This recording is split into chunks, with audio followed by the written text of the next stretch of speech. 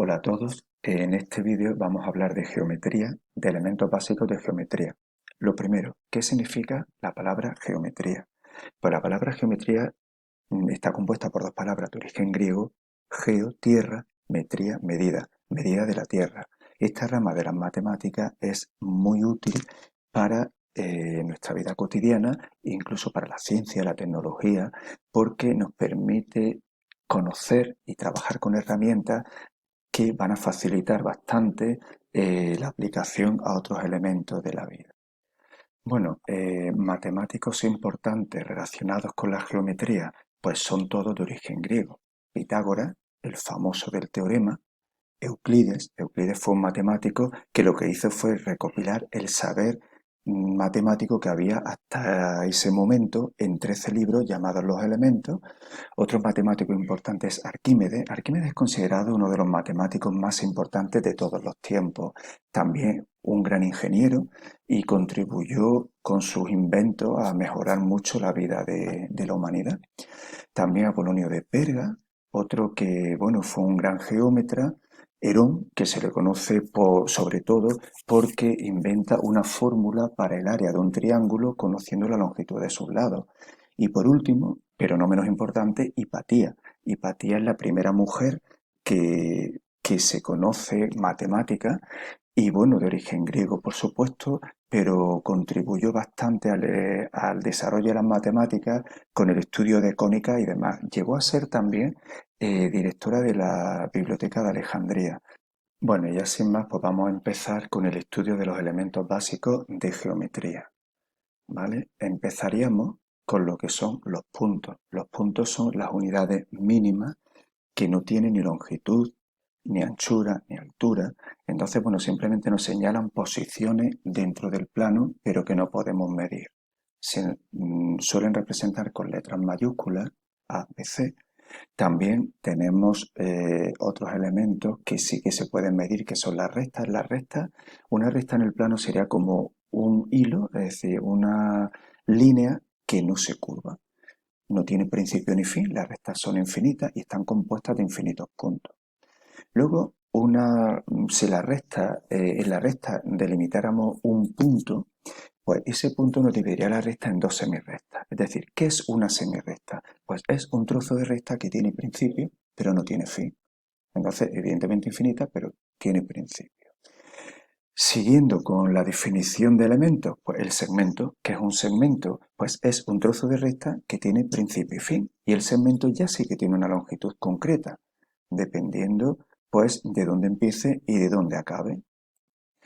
Y siguiendo con los elementos, pues dos rectas, ya sabemos que son elementos básicos del plano. La posición de dos rectas en el plano puede ser o bien paralelas, cuando no se cortan en ningún punto, como son las rectas R y S, o bien secantes, cuando las rectas se cortan en un punto. Un caso particular de rectas secantes son este tipo que se cortan formando un ángulo recto, ¿vale? Entonces a este tipo de cortes se le llama, o en este tipo de casos se dice que las rectas son perpendiculares, porque se cortan formando un ángulo recto. Bien, vamos a seguir con la definición de ángulo, que es otro elemento importante y básico en la geometría. Pues mira, un ángulo es una parte del plano que está delimitado por dos semirrectas que tienen un origen común. Ese origen común se le llama origen o vértice del ángulo, y los dos lados del ángulo serían las semirrectas que forman esa parte del plano. Entonces, las dos semirrectas constituyen los lados del ángulo, ¿vale? Para medir los ángulos, pues se utilizan los grados, minutos y segundos.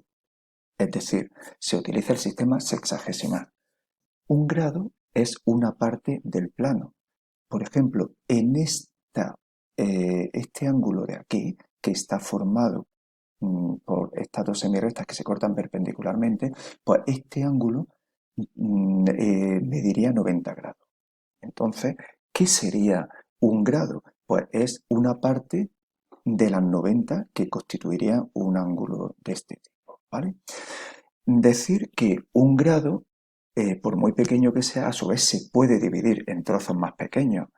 Si lo dividimos un grado en 60 trozos, cada uno de esos trocitos se llamaría minutos. Luego un minuto sería una sesentava parte de un grado.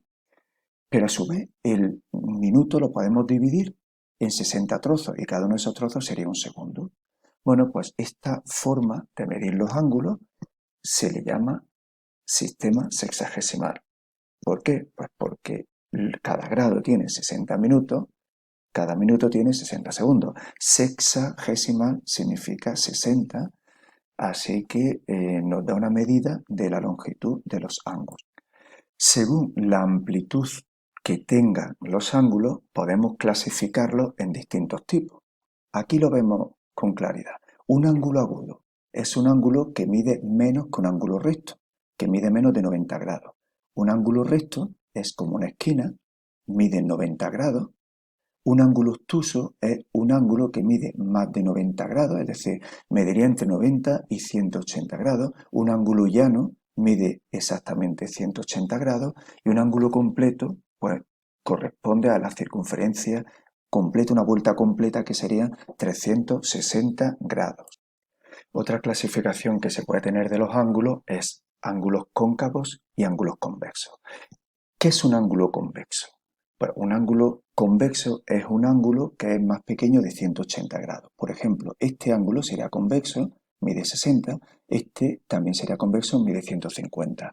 Este de aquí sería cóncavo porque mide más de 180 grados.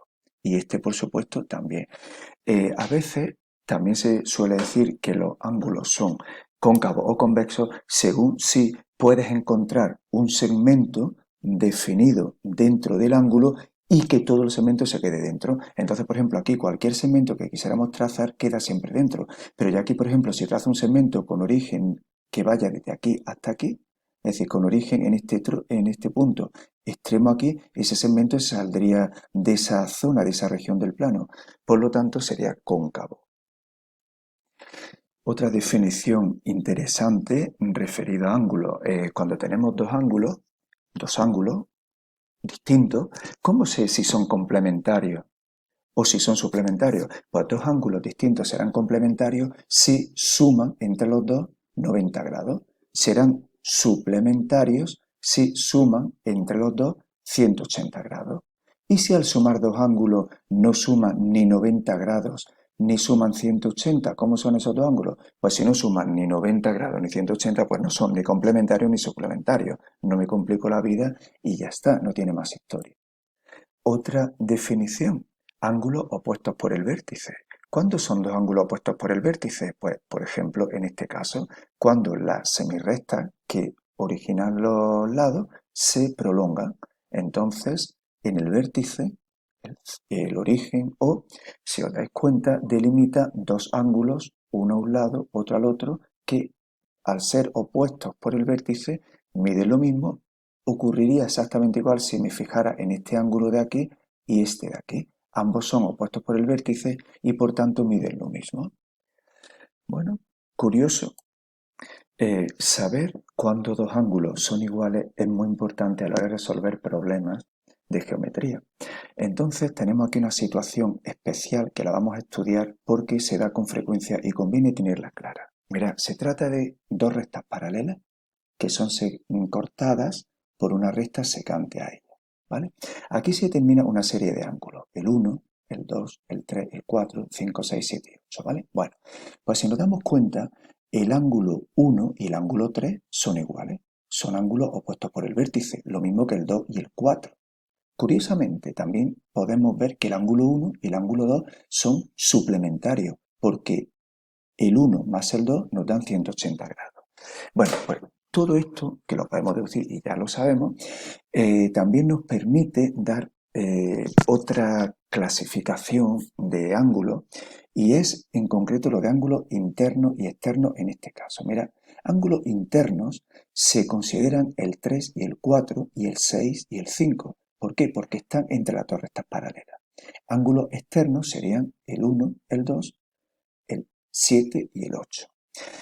Dentro de este esquema también podríamos hablar de ángulos alternos internos, alternos externos, etcétera, etcétera. Pero yo lo que quiero incidir sobre todo es que veáis qué ángulos son iguales, porque este esquema que vemos aquí, ángulos comprendidos entre paralelas, cortadas por una secante y demás, esto lo vamos a encontrar en muchos programas de geometría. Entonces, fijémonos que el ángulo 1 y el 3 son iguales porque son opuestos por el vértice. El ángulo 1 y el 5 son iguales porque están comprendidos entre paralelas y están cortados por la misma secante. Son ángulos que están delimitados por rectas paralelas y uno de sus lados es la recta secante. Entonces, el 1 y el 5 son iguales. Por ejemplo, el 2 y el 6 también son dos ángulos que son iguales, ¿vale? Por la razón del 1 y el 5, es decir, están comprendidos entre paralelas. El 3 y el 7 son también iguales, el 6 y el 8. En fin, este esquema es muy importante que lo tengamos claro porque se va a utilizar mucho. Luego, ya os digo, nos permite clasificarlo y dar otros nombres que en principio no me interesa demasiado, pero bueno, que los conozcáis. Ángulos, sobre todo alternos internos, alternos externos, ángulos correspondientes. Ángulos correspondientes son dos ángulos que son iguales. Por ejemplo, el 1 y el 5 se diría que son ángulos correspondientes, ¿vale? Porque se corresponden si trazamos paralelas, etcétera, etcétera, ¿vale? Bueno, y con esto pues hemos dado un paseo por los elementos básicos de la geometría, que es lo más importante que tenéis que saber, así que este vídeo lo podéis parar, lo podéis ver, y bueno, se corresponde básicamente con el tema del libro, así que yo lo que os aconsejo es que si queréis profundizar más, pues en el libro os podéis parar, ver las definiciones concretas, todos los casos que se dan, ejercicios y demás. Así que de momento os dejo aquí, ¿vale?